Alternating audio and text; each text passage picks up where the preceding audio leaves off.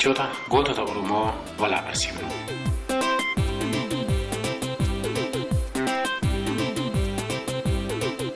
Ufumaa dhamaatu malee arrasaasni nan danda'u agarii tulluu.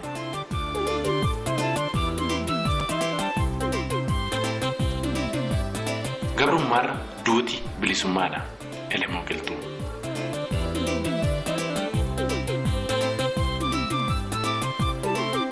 Gabrummaa hiddaan buqqifna dadhabnu ilmaan itti guddifna Jeneraal Waaqoo Guutuu.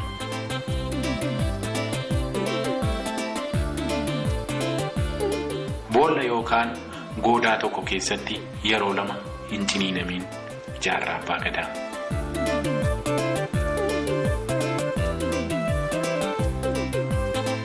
Duuti koo du'a gootaati. Dhiigni kiyya dhiiga tasa dhangala'e miti. Dhiiga saba kiyya bilisoomsuuf lola'edha. Maammoo Mazammar.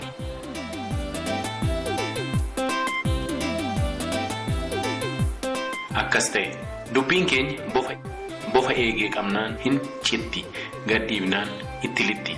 Hayilamaariyaam Gammadaa.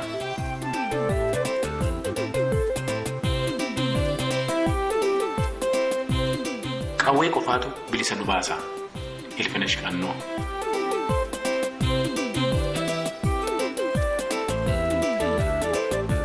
Gabrummaarra du'an filadhe kanaafan fincilee daggalatti gale Usmaayyoo Musaa.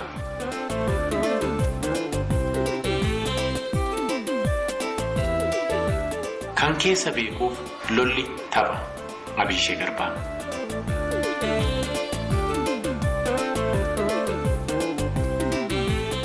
Jeedala ta'ee waggaa 100 jiraachuurra leenca ta'ee aadee du'uu naaf wayya Huseen Bunee.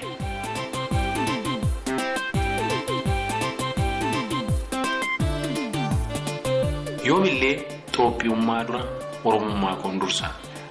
Oromoo First Jawaar Mohaammed.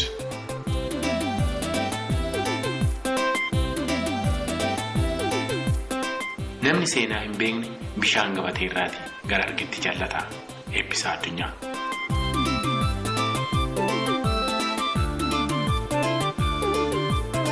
Lubbuun gaafa dhalatte duuti. Du'a sodaa haqarraa hin dabiin Haajii Adamsaa Addoo.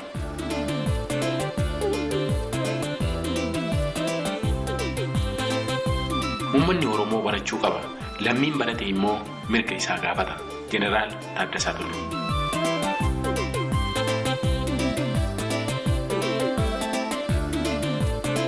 Aggaamanii dhiisuun diina ofitti goobsuudha hangaatuu caalaa.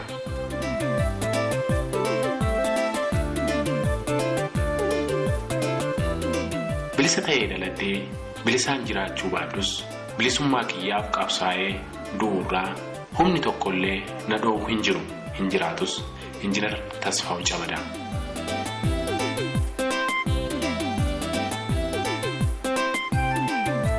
Gara itti deemtu baruu yoo feete eenyu akka taateef eessaa akka dhufte beeki. Haguma beeknu waliif qooduun gaariidha. Galatoomaa horaa bulaa.